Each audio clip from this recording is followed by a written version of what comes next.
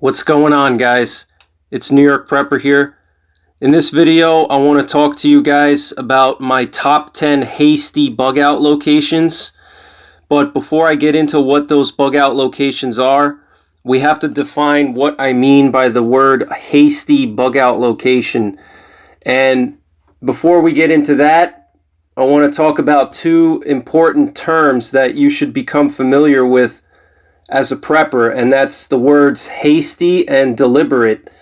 Now, obviously, hasty means something that you do quickly without any prior planning or preparations, and deliberate is something that you've already planned and prepared ahead of time. All right, so if let's say we're talking about a hasty bug out location, we're talking about a bug out location that you didn't plan in advance, you didn't build, you didn't stockpile resources there.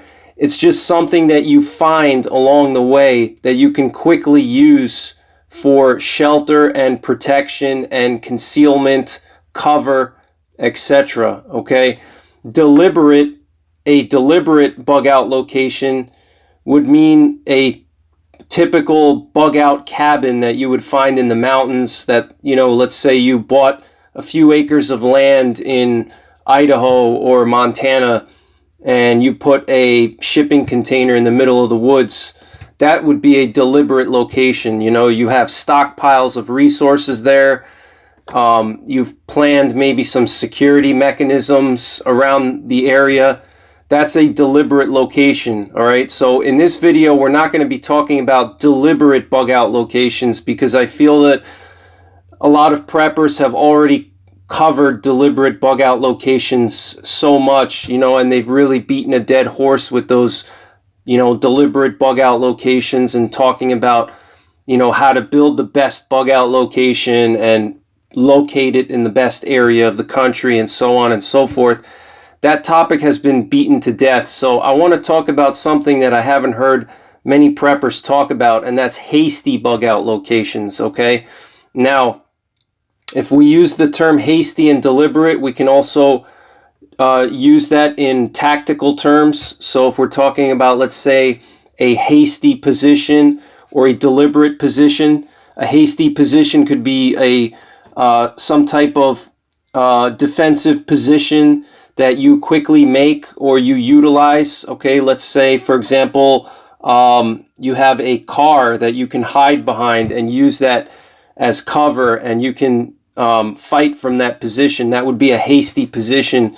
And a deliberate position would be like a fighting hole or a foxhole. Okay, so be familiar with the terms hasty and deliberate, because that's absolutely critical to understand the differences as a prepper and as a survivalist. Okay, so now I'm going to define more in detail what a hasty bug out location means and talk about what it should do and why it's important, and I'm going to discuss my top 10 hasty bug out locations. So when I say hasty bug out locations, I mean a temporary or semi-permanent bug out location or area that you can use for temporary shelter, cover, and or concealment should your bug out or bug in location become compromised. Or if you are in a bug out or get home situation where you are trying to flee to a safer area, you may need to find some kind of shelter on your way when you're fleeing or bugging out or trying to get home. You may need to find some temporary shelter along the way to get some rest or to provide protection from imminent threats.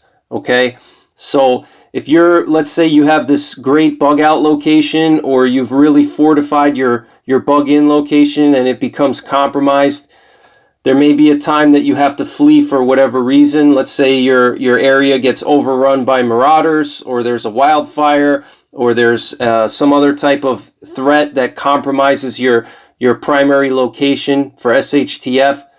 You're going to have to leave that area, and you're going to need to find some kind of temporary shelter or temporary bug out location, that you can make quick use of.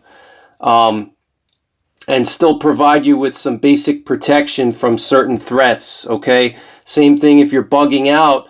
You know, while you're bugging out, you may need to take shelter and protect yourself from various threats, okay? And also, if let's say you don't have the financial resources to buy a deliberate bug out location and build a deliberate bug out location, you can make use of hasty bug out locations, and you can really spend your time and scout out areas that you could potentially improvise into bug out locations and make yourself a hasty bug out location after the collapse of society, okay?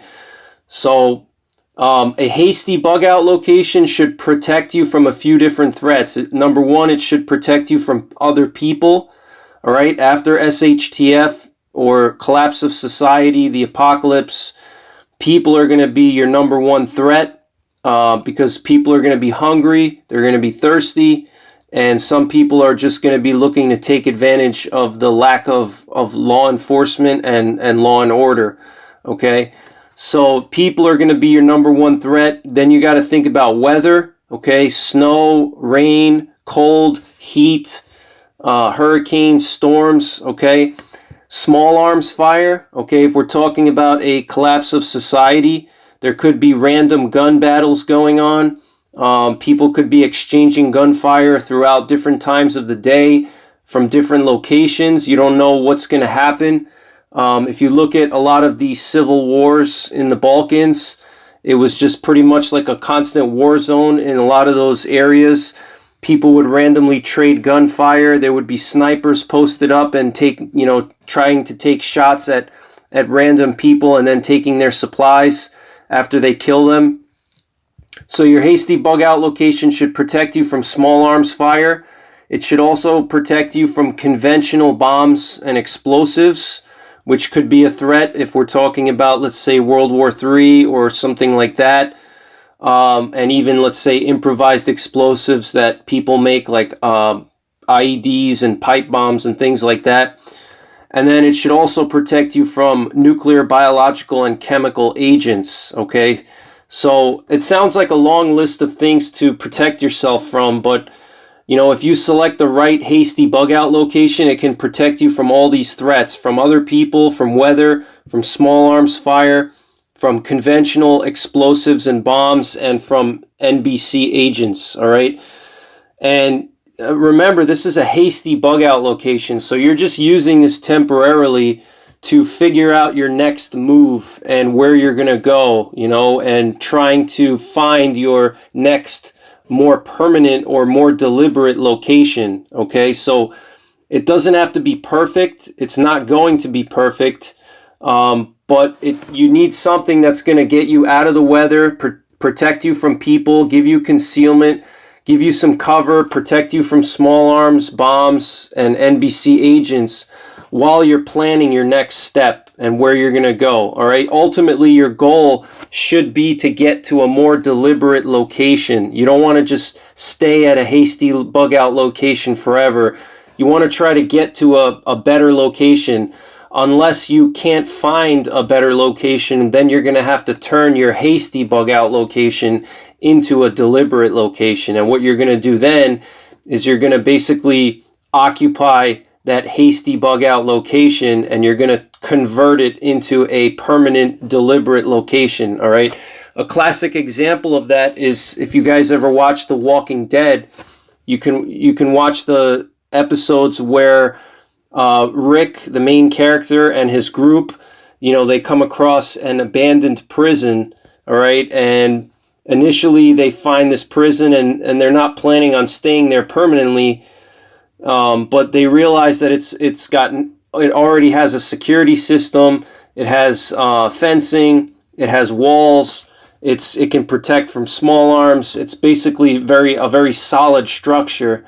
And so what they do is they convert that hasty location into a permanent location. They occupy it and they stay there for quite some time, all right? So you may have to do that if you don't have a better place to go and you don't know where's a safer place to go. You may have to convert that hasty location into a permanent location, okay? So ideally, it's good to have a few hasty bug out locations mapped out nearby your bug out or bug in location or along your bug out route. Okay, so you should know where, you should mark on a map or mentally know where there could be some good hasty bug out locations near your bug out location, your bug in location, and along your bug out route. Okay, because let's say you're bugging out and you run into trouble while you're bugging out, and let's say there's some marauders that come around, or you could have a nuclear attack imminent, okay, and you're halfway to your bug out location and you have to take shelter because of fallout or because there's a large group of marauders that are going around and they're well armed. In that situation, a hasty bug out location is going to save your life. And, so you should map out some hasty bug out locations along your bug out route, but also you should be able to identify what would make a good hasty bug out location. So if you didn't get a chance to research ahead of time, or if you find yourself in a location that you're totally unfamiliar with due to the circumstances of your bug out or your bugging in, whatever, you can plan as much as you want, but life will always throw you a curveball and things don't always go according to plan, and you may not be able to take your bug out routes. You may have 5 bug out routes and they're all compromised and they're not safe, or for whatever reason, let's say you get into a firefight with some marauders and you have to retreat and go in a totally different direction and you end up in an area that you're totally unfamiliar with. You have to be able to identify structures that would make for a good hasty bug out location, and that's what I'm going to talk about in this video.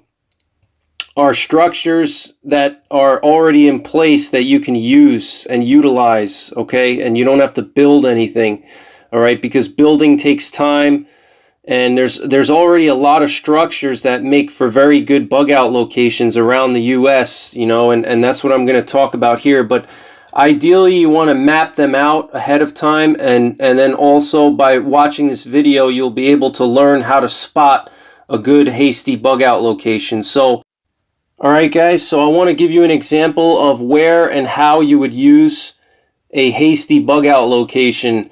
So example number 1 is, let's say you're escaping from work and you're trying to get home to your family after an SHTF event, like an EMP, a terrorist attack, a nuclear attack, etc.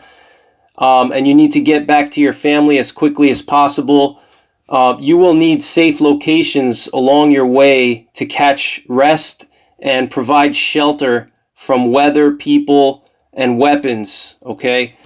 Unless your family and your home is very close to where you work, then you probably don't need a hasty bug out location. But if you have to, let's say, cover 30 miles or 50 miles, you're going to have to find a hasty bug out location along the way where you can find some shelter that's going to provide you cover, concealment, and protection from the elements, okay? Another example is if your primary bug out or bug in location becomes compromised and otherwise unsafe for whatever reasons, whether it's natural or man-made. It could be because of marauders overtaking houses in the area and they force you to retreat and evacuate.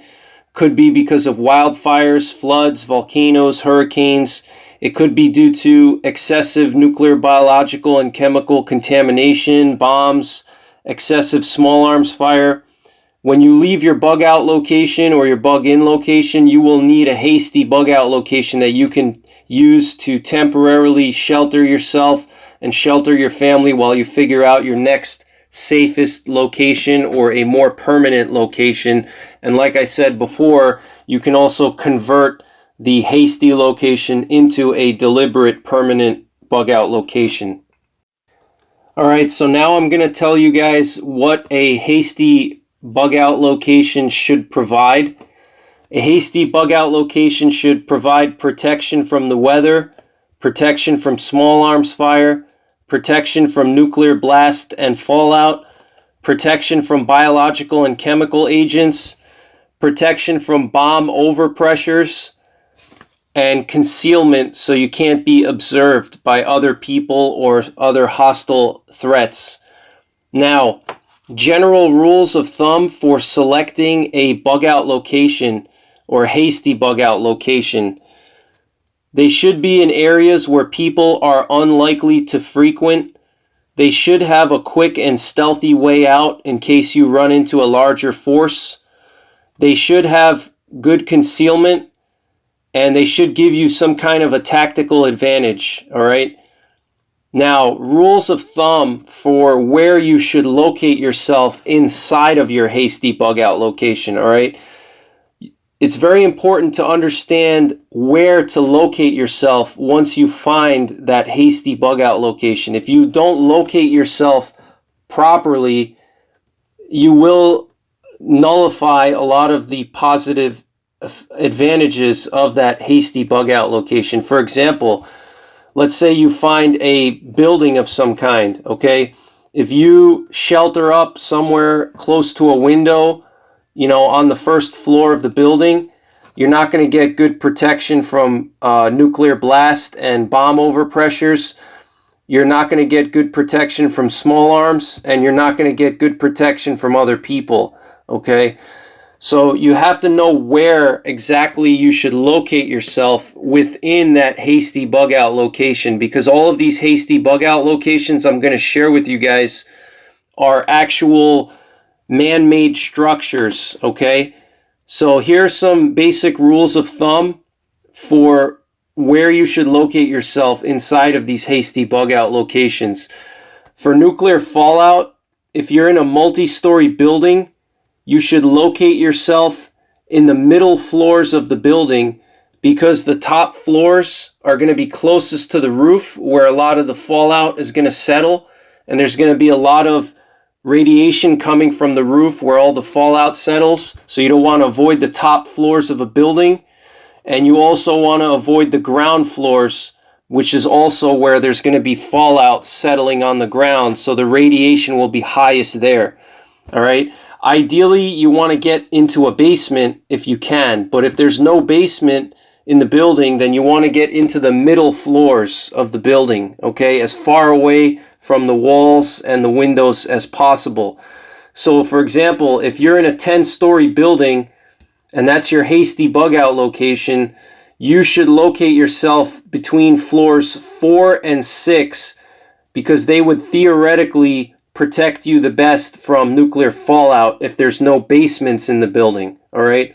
If there's basements in the building, you want to get into that basement, because the basement is going to provide the best fallout protection because of all of the earth around you, and also because it's underground, and also because of the thick concrete slabs that create the foundation. All of those things together are going to protect you from radiation, because radiation, you need 3 things to protect yourself from radiation. You need distance, time, and shielding, okay? So by locating yourself in a basement, you're going to protect yourself through distance, and you're going to protect yourself through shielding, okay? Because of the thick earth, and then also being underground, you're going to be further away from the radiation source, which is the fallout dust, okay?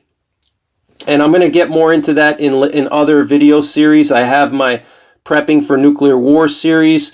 I've done Nuclear War Survival. You can check those videos out. I'll put a link above if you want to check those out. Once you locate yourself, let's say in the best location of the building, best part of the building, like floors 4 through 6, or in the basement, like the middle floors of the building or in the basement, then you want to pile up dense material around you. The denser and the thicker the material, the better, okay? And that's going to also protect you from radiation. But moving on from fallout, you want to think about bombs and small arms, okay? If you're concerned with bombs and small arms, you want to locate yourself as low as possible in the building, preferably in the basement, just like with the nuclear fallout. If there is no basement, then you want to locate yourself in the center of the building, as far away from the roof and the outer walls and the windows as possible, because the overpressure waves from bomb blasts are going to blow projectiles through the walls and through the windows, okay? If we're talking about, let's say, a large bomb or a nuclear blast, those pressure waves from the blast are powerful enough to throw, you know, all kinds of projectiles. You know, they can pick up and carry objects, you know, into the air like a tornado. And some of these overpressure waves can travel at 300 miles an hour. So it's like a tornado, basically. These waves of pressure, they pick up and carry objects and they throw them. And so if you're near a window or an outer wall, it's very likely that these projectiles will come flying through and hurt you or kill you. Okay, so you want to stay away from outer walls. And then also because the glass of the windows can actually become shrapnel when that pressure waves comes through. Now for small arms, it's the same thing. You know, small arms, you want to have as much dense material between you and the bullets as possible. So if you're located closer to an outer wall, there's more likelihood that the small arm projectile could penetrate the wall depending on what it's made of. If we're talking about conventional stick frame lumber, which is like 90% of the homes in the US, the outer walls are not going to provide really any small arms protection at all, even from pistol cartridges, okay? So locating yourself more in the center of the building or in the basement is the best place to be, because there's more objects in the way that could slow down a bullet, okay? So, and if there's no fallout threat, the best place to locate yourself in a structure is the second or third floor, okay? The reason why is the second or third floor of a structure will give you high ground advantage, but it's not so high that you can't easily escape, okay? So you don't want to locate yourself right on the ground floor, because somebody could easily walk right into the building while you're sleeping and kill you in your sleep or whatever. If you're on the second or third floor of a structure, you have the high ground advantage. So if somebody's coming to your location, you can observe them and you can see if they're a threat or not. And if they're firing at you, you're in a strategically better location. You're in a tactically better location on a higher position than they are. You can overwatch the area. So if there's no fallout threat, you want to get into the second or third floor of a structure, okay? It gives you the high ground advantage, and it protects you from, you know, somebody just walking right into the first floor and sneaking in while you're, let's say, sleeping or something like that, or whatever.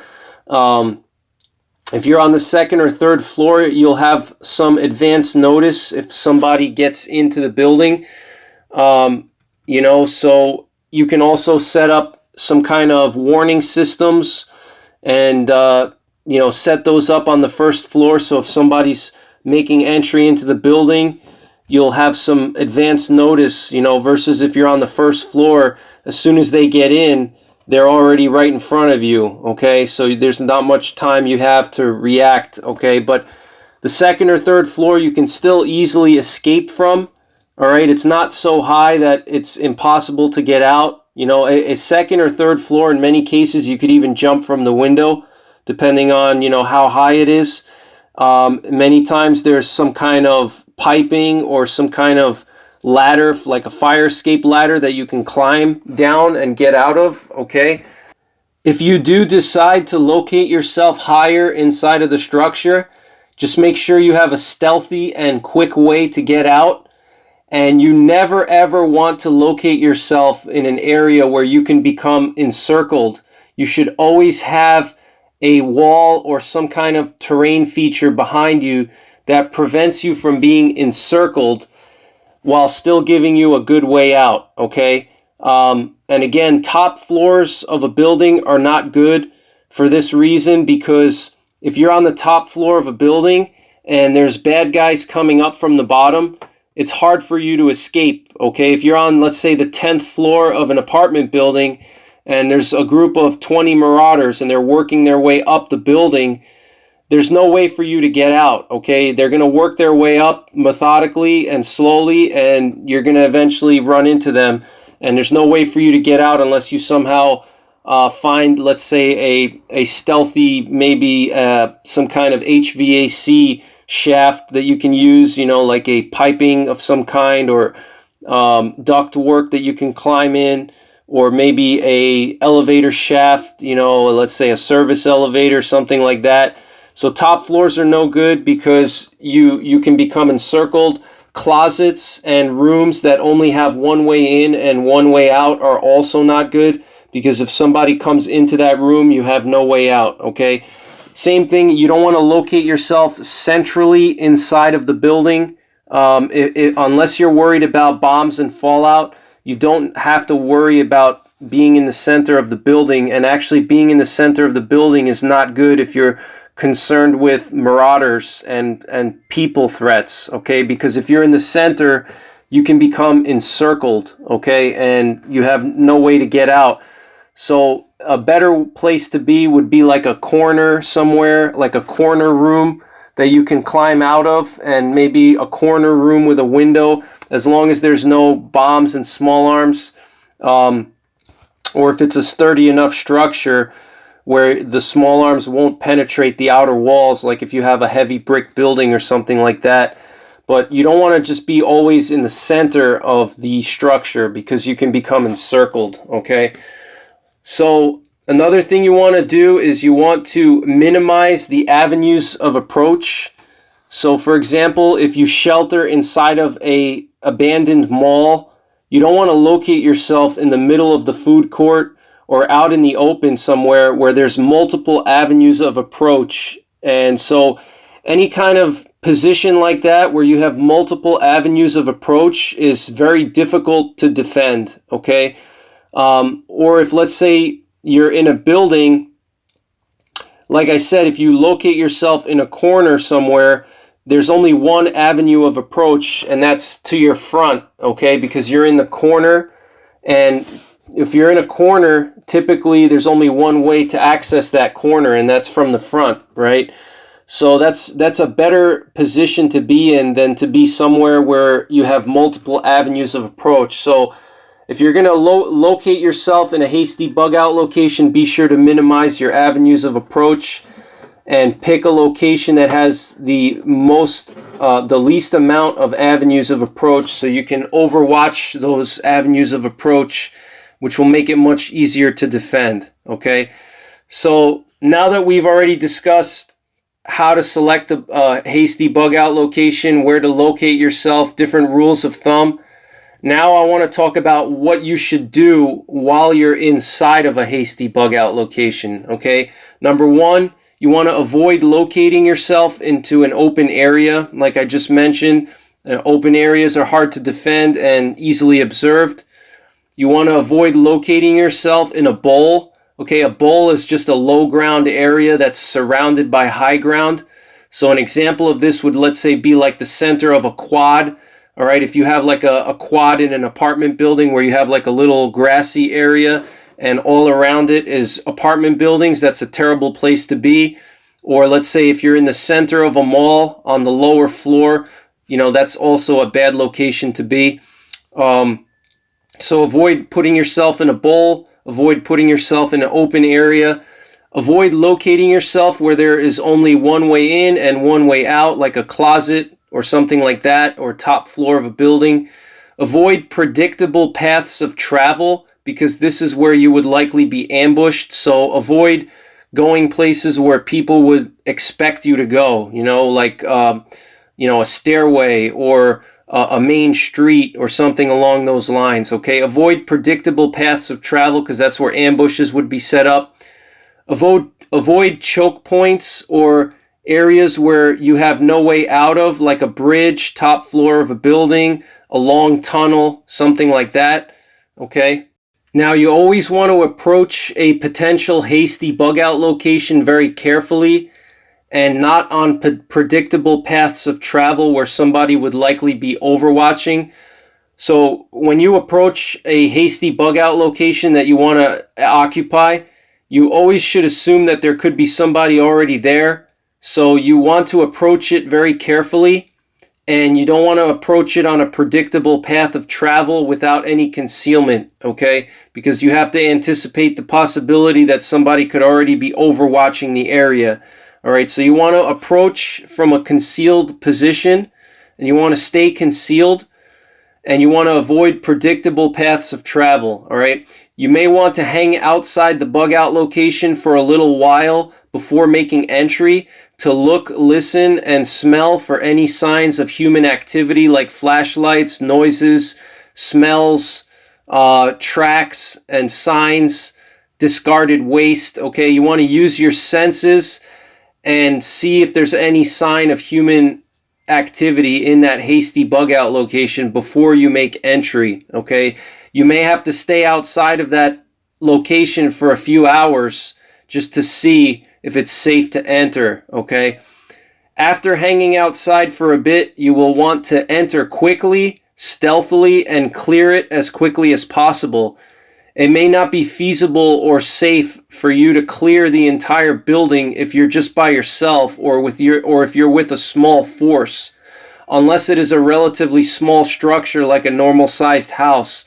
For extremely large structures like a mall or apartment building, it's best to just pick a spot to locate yourself and clear the immediate surroundings and set up a perimeter around your immediate location rather than trying to clear the whole building and defend the whole building, which increases the chances of you running into trouble, and also it's impossible to defend such a large area unless you have a huge force. So let's say you occupy a 10-story apartment building and you decide that you're going to occupy the second and third floor of the building. All right, that's more realistic to clear those 2 floors and defend them than it is to try to clear the whole building and defend the whole building. It's not possible. Okay, so you need to select the best location using the tips that I provided earlier. Select the best location depending on what the threats are, and then you want to occupy that location and set up a perimeter around it. But you don't want to try to clear the whole structure if it's a big structure. It's just not possible. All right. Next thing you're going to want to do is practice good light discipline. All right. Don't use your bright flashlights all the time. Don't make noises. Don't leave a lot of signs. Avoid doing things that smell. Don't be loud and smelly. Okay. You want to avoid silhouetting yourself. So don't walk by a window. Don't stand on the top of the building. You know, be mindful of your shadows. You want to practice counter tracking techniques, because if, let's say, you leave that hasty bug out location, you don't want to leave any signs that you were there, because somebody could try to track you down for whatever reason. Maybe they want to find resources. Maybe they want to look for somebody to rape and torture. Maybe they want to, take you as a prisoner. You don't know what these people's intentions are. So anytime you leave a hasty bug out location, you're going to want to sanitize the area of your presence, okay? You're going to want to cover up your tracks. You're going to want to minimize any signs that you were there. So if somebody comes in, they can't track you and follow you, okay? So that's absolutely critical. Now, if you stay for more than 24 hours, you're going to need to do periodic security sweeps of your area. Okay, you don't, like I said, you don't have to sweep the whole structure. If it's a large structure, it's too risky to try to do security on that whole building, because somebody could be in some of the higher floors. Somebody could have snuck into the building while you were sleeping. Okay. There's just too many ways to get into a large structure, and it's impossible for you to, defend that whole structure, and it increases the risk of you running into trouble. All right. So you're going to want to do it, but you're going to want to do a periodic security sweep of your immediate area.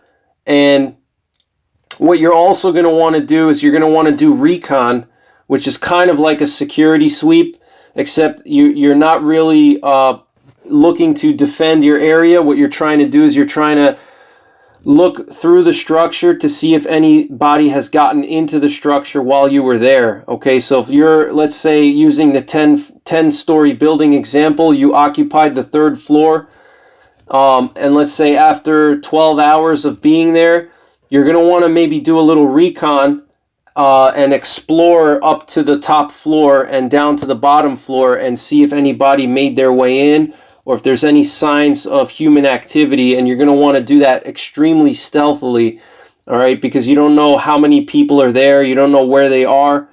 But that could be something that you want to do. Unless you're going to be there a very short period of time, like less than 24 hours, then you probably don't need to do that, okay? But you need to use your own discretion when you're doing that. I can't tell you what to do, all right? If you have a larger force, you can set up sentries to overwatch certain areas of your Hasty bug out location and to overwatch avenues of approach, okay? And that's where it's good to have a prepper group, because if you have 10 or 20 people and everybody's well armed and trained and experienced, you can set those people up at certain locations around your Hasty bug out location, and they can overwatch the area, and this way you don't have somebody sneaking in, all right? Now, you may want to also set up some kind of temporary security system if possible. All right, a lot of structures that I'm going to be discussing have existing security systems that you can use as long as you have, let's say, an electrical power supply of some kind. All right, like a closed circuit TV system, for example.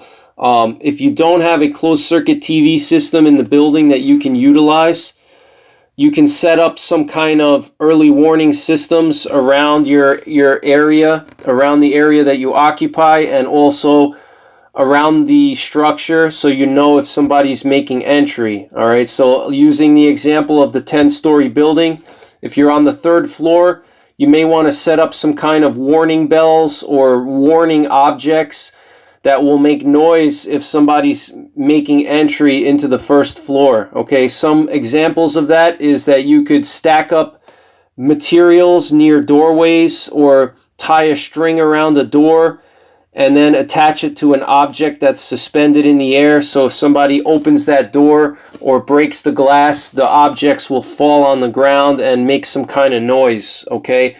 Or you can, set up some kind of booby traps. You can set up trip flares, all kinds of things, trip wires. You can set those things up on the 1st floor of the building, so this way you have some advanced warning, okay? So now I'm going to actually get into the top 10 locations, so stick around and we're going to go through the top 10 locations that I identified, and we're going to start with number 10, and we're going to work our way up to number 1, the best Hasty bug out locations, so stay tuned.